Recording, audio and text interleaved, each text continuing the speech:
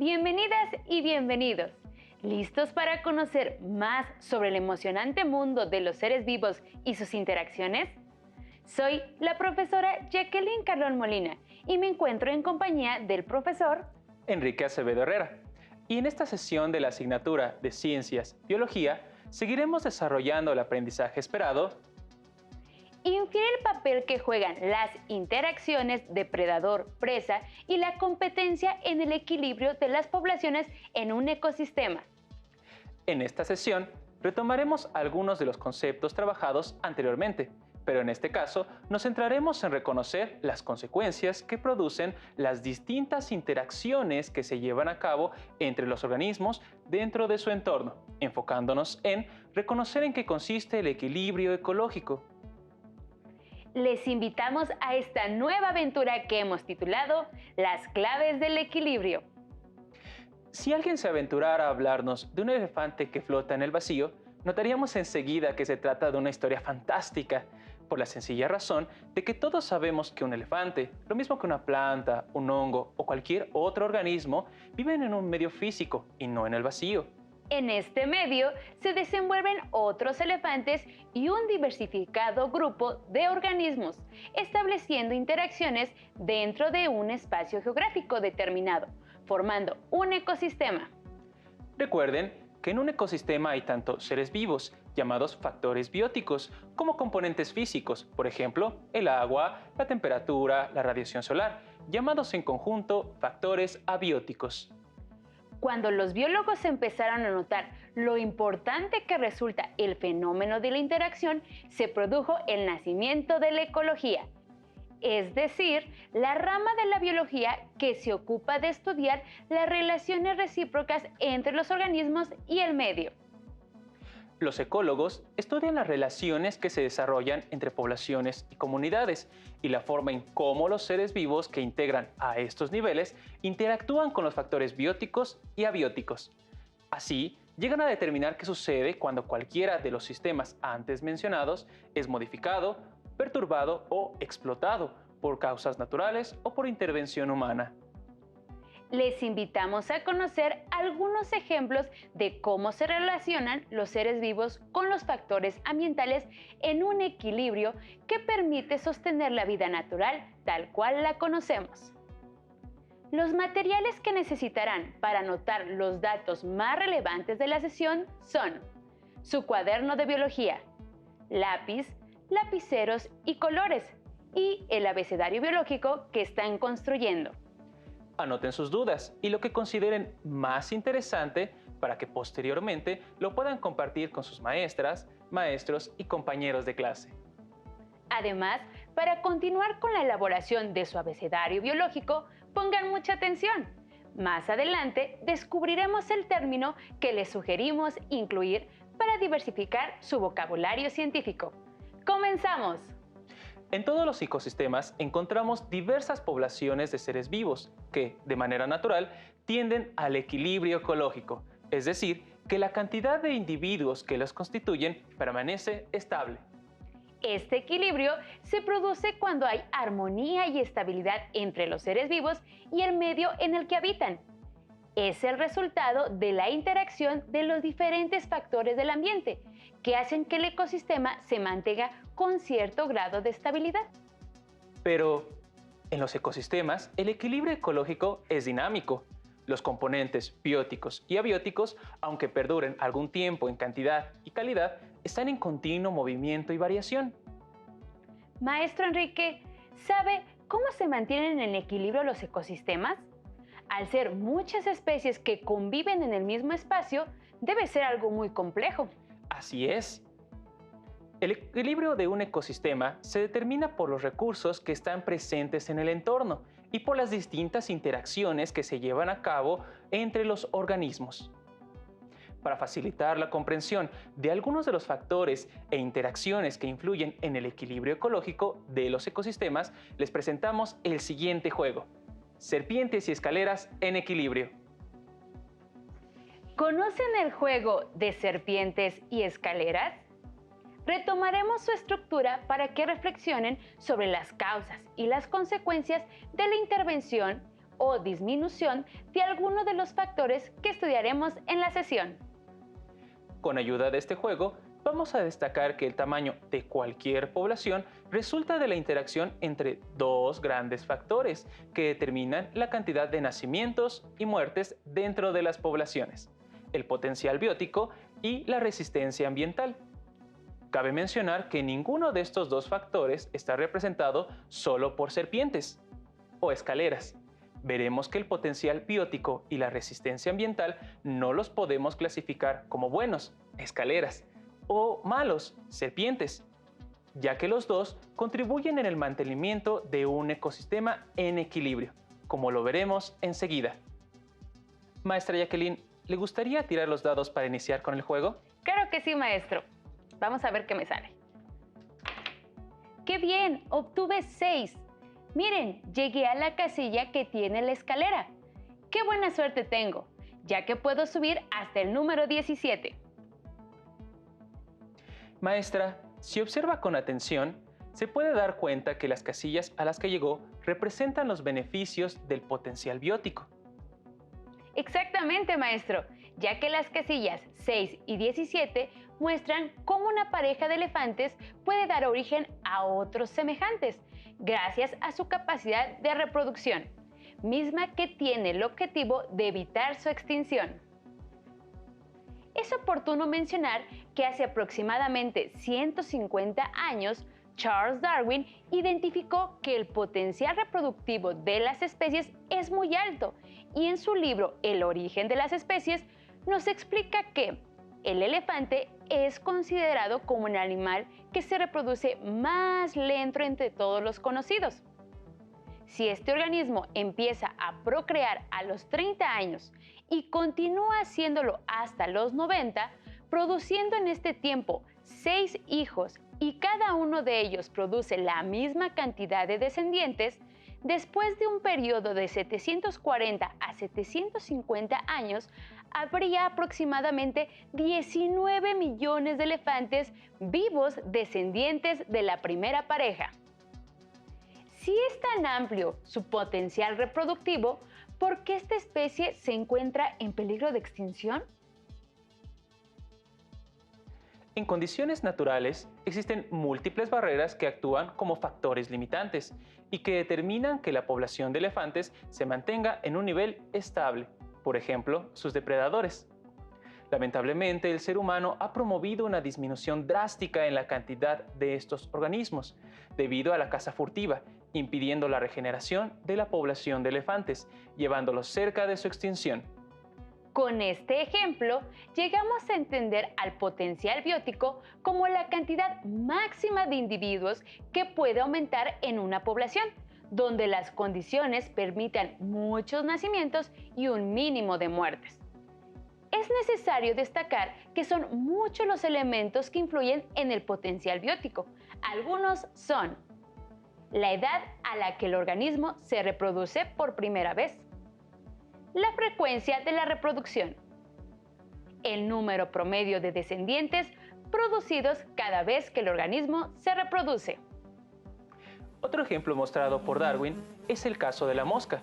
Tomando en cuenta la edad a la que se reproduce y la frecuencia a la que lo hace, podemos llegar a calcular que de una sola mosca hembra que produzca 120 huevos, la mitad de los cuales desarrollarán hembras, al cabo de 7 generaciones originaría casi 6 billones de moscas, todas descendientes de una sola hembra.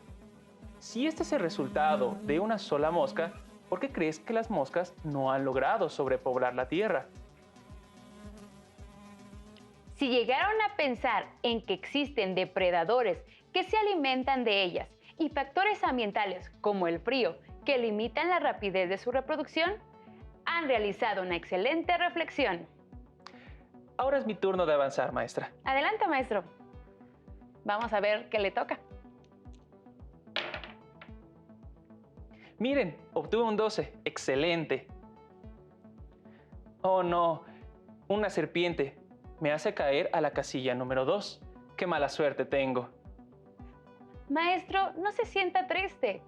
Observe que en su turno nos ayudará a comprender que si bien es cierto que la capacidad reproductiva ayuda a las especies a evitar la extinción, también debemos considerar que si el crecimiento de una población supera por mucho la capacidad de organismos que su medio ambiente puede sostener, el entorno no lo soportaría por mucho tiempo, ya que en esta situación todos los organismos demandarían alimento, espacio y refugio, haciendo probable que se destruyan recursos esenciales que tal vez jamás puedan recuperarse.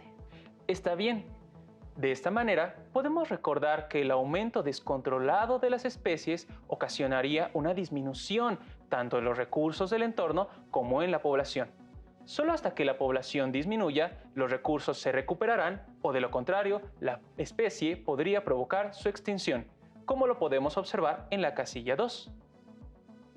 Los dos primeros turnos de nuestro juego nos permitieron identificar cómo la resistencia ambiental que establecen los factores bióticos y abióticos del medio influyen en el crecimiento de las poblaciones. Maestro, ¿le parece si continuamos con nuestro juego? Claro que sí, maestra, adelante. Miren, obtuve un 3. Qué mal, maestra. Encontró una serpiente. Ya casi terminaba el juego. Lo sé, maestro, pero estas dos casillas nos ayudarán a comprender que el clima y el estado del tiempo son elementos que afectan a cualquier población sin importar si ésta es grande o pequeña, disminuyendo de forma importante el número de sus individuos. Muchas poblaciones de insectos y plantas están limitadas en tamaño por el clima, porque usualmente no llegan a exceder el número debido al invierno.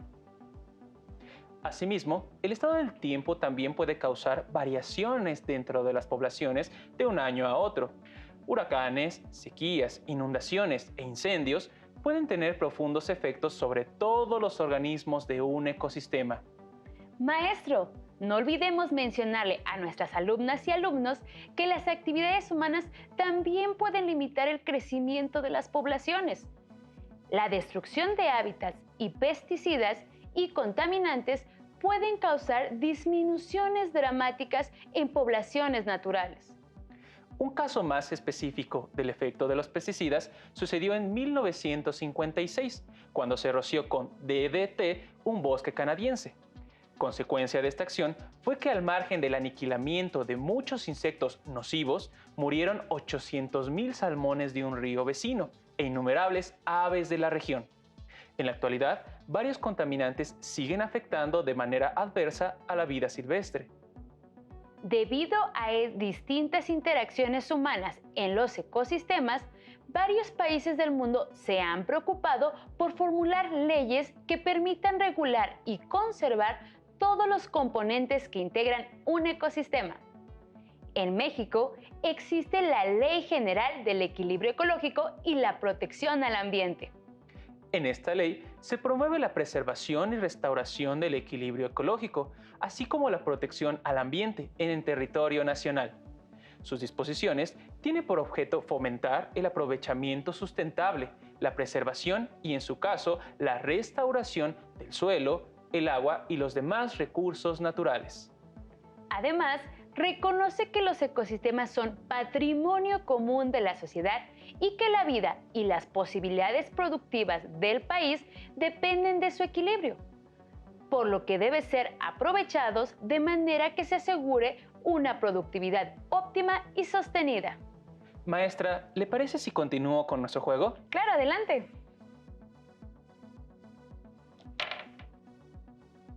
¡Qué bien! Puedo avanzar 9 espacios. Mire, llegué a una escalera. Perfecto, mi suerte va mejorando. Pero, ¿qué representan estas casillas? Parece un depredador y una presa. Exacto, maestro. Este es otro factor de la resistencia ambiental. Como lo estudiaron en las sesiones anteriores, algunas de las interacciones entre especies son la depredación, el parasitismo y la competencia. En cuanto a la depredación, las especies depredadoras pueden contribuir a la salud global de las poblaciones de presas al seleccionar a los que están pobremente adaptados, debilitados por la edad o incapaces de encontrar alimento y resguardo adecuado. Se puede percibir que esta interacción tiende a estabilizar el tamaño de las dos poblaciones. Cuando hay muchas presas disponibles, la población de depredadores crece porque tiene mayor oferta alimenticia. Pero eso aumenta la presión sobre la población de presas, cuyo tamaño disminuye. Así, la población de depredadores también decae, permitiendo que un nuevo incremento del número de presas y el ciclo vuelve a comenzar. Estas dos casillas también permiten utilizarse para representar el caso de los parásitos, ya que estos también influyen en el tamaño de la población al debilitar a sus huéspedes, disminuir su probabilidad de reproducirse y hacerlos más susceptibles a la muerte, por causas como el clima severo o los depredadores. Los parásitos, como los depredadores, suelen contribuir a la muerte de los individuos menos aptos, lo que produce un equilibrio en el que la población de huéspedes es regulada, mas no eliminada. Sin embargo, cuando distintos organismos utilizan el mismo recurso que se encuentra en cantidad limitada, el resultado es la competencia. Hemos visto anteriormente que esta interacción puede ocurrir entre individuos de una misma especie, intraespecífica, y entre individuos que pertenecen a poblaciones de distintas especies, interespecífica. Mire, maestro, avancé 6 espacios. ¡Ay, qué mal! Nuevamente una serpiente. He llegado a la casilla 4. Creo que hoy me levanté con el pie izquierdo. Sin embargo, puedo reconocer que en estas casillas se representa la competencia entre los organismos. La competencia suele ser más intensa entre organismos con necesidades y estilos de vida similares. Las plantas compiten con otras plantas por la luz y el agua. Los herbívoros compiten con otros herbívoros por plantas o algas de las que se alimentan. Las aves compiten con otros entre sí por sitios de nidificación. La competencia puede reducir el éxito reproductivo de los individuos que interactúan. En ambos tipos de competencia, uno de los competidores obtendrá más recursos que el otro y en ocasiones llevará a la extinción al organismo más débil. Esto me recuerda al caso de las infestaciones por polilla limantria del roble, que son plagas habitualmente del noreste de Estados Unidos. Su población crece demasiado rápido y agota su fuente de alimento antes de que completen su metamorfosis en mariposas y alcancen las etapas reproductivas. ¿Qué tipo de competencia se presentó en este caso y qué efectos tendrá esta en la población de polillas? Exactamente. En la población de orugas, la competencia intraespecífica conduce a la muerte masiva de la gran mayoría de los individuos inmaduros, orugas, que no llegan a obtener alimento, ya que la cantidad de organismos en general no dependerá solo de su potencial reproductivo, sino también de sus relaciones con el entorno, ya que las poblaciones deben luchar entre sí para obtener los recursos que les permitirán sobrevivir. Maestro, creo que ahora usted tiene mayor probabilidad de ganar. No lo sé, maestra. En este juego todo puede pasar. Mire, obtuve un 3. Pero maestro, observe que puede subir a la casilla 22 porque cayó en una escalera. Es cierto. Pero, ¿qué representa esta imagen? En esta imagen se observan a unos lobos moviéndose como si estuvieran migrando o dispersándose, lo que los lleva a obtener más alimento en otras zonas, como lo representa la casilla 22. Lo cual me recuerda que para disminuir la competencia intraespecífica, cuando hay escasez de recursos debido al aumento del tamaño poblacional, algunos individuos se ven obligados a migrar o dispersarse para encontrar nuevas y mejores zonas en busca de alimento o refugio. Así es. También un comportamiento típico de los depredadores es el de migrar a zonas con mayor abundancia de presas, lo cual deja a las áreas donde escasean con menor presión de la depredación, lo que ayuda a que se reponga la población de presas. Tengan presente que el depredador no agota su alimento, Esta situación implicaría su propio fin. Y hablando de fin, ¿qué le parece si terminamos nuestro juego para saber si habría un ganador antes de que termine la sesión? Claro que sí, maestro. Vamos a ver si tengo oportunidad de ganar. Excelente.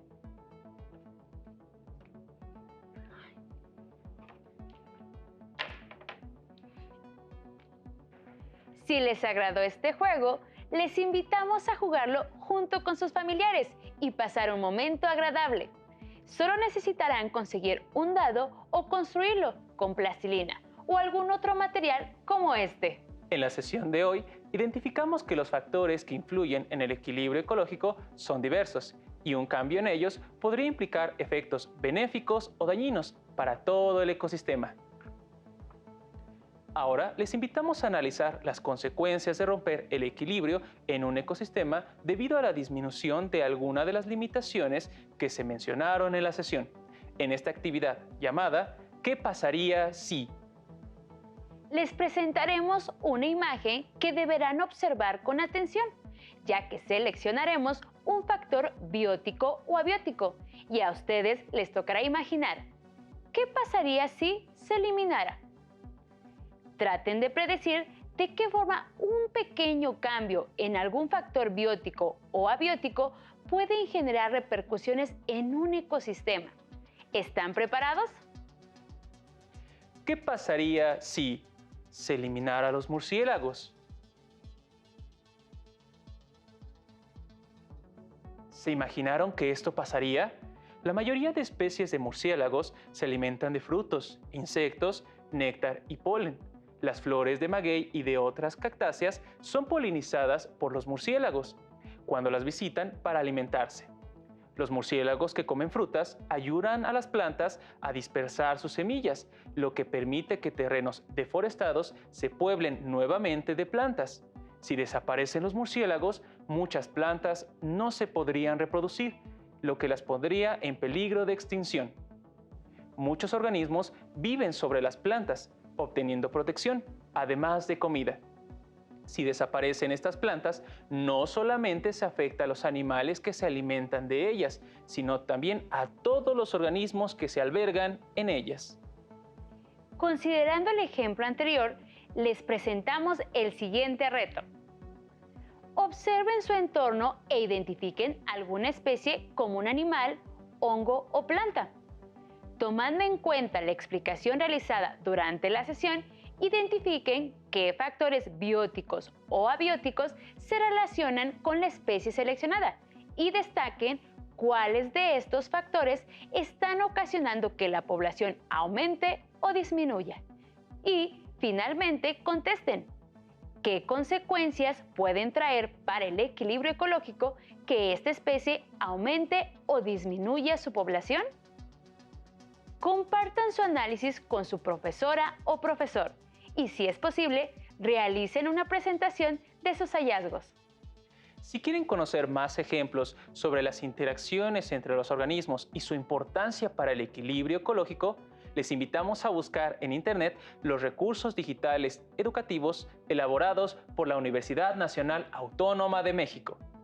Ahí encontrarán varios interactivos y les sugerimos revisar con atención el recurso titulado Ecosistema en Equilibrio. Estamos por finalizar esta sesión y antes de despedirnos les invitamos a reconocer la nueva palabra que desarrollamos durante toda la sesión. Traten de reconocerla en la siguiente imagen.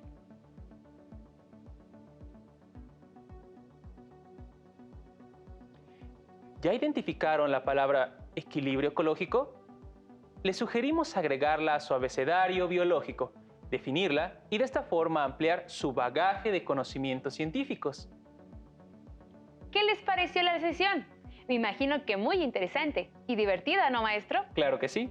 No olviden que el conocimiento, las habilidades y actitudes que desarrollen en esta asignatura deben promover su participación en la toma de decisiones informada y considerando la importancia de mantener el equilibrio ecológico. Terminamos por el día de hoy. Me dio mucho gusto haber trabajado este aprendizaje con ustedes. Yo soy el profesor Enrique Acevedo Herrera. y yo, la profesora Jacqueline Carnol Molina. Hasta la próxima.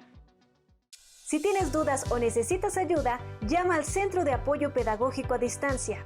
El número de teléfono para secundaria es el 55 36 01 71 23. Si requieres consultar los libros de texto en versión digital, recuerda que los puedes encontrar en la página conalitec.cep.gov.mx. Y recuerda que también cuentas con el sitio aprendeencasa.cep.gov.mx, en donde podrás ver nuevamente los videos de los programas y además encontrarás actividades para fortalecer tus aprendizajes.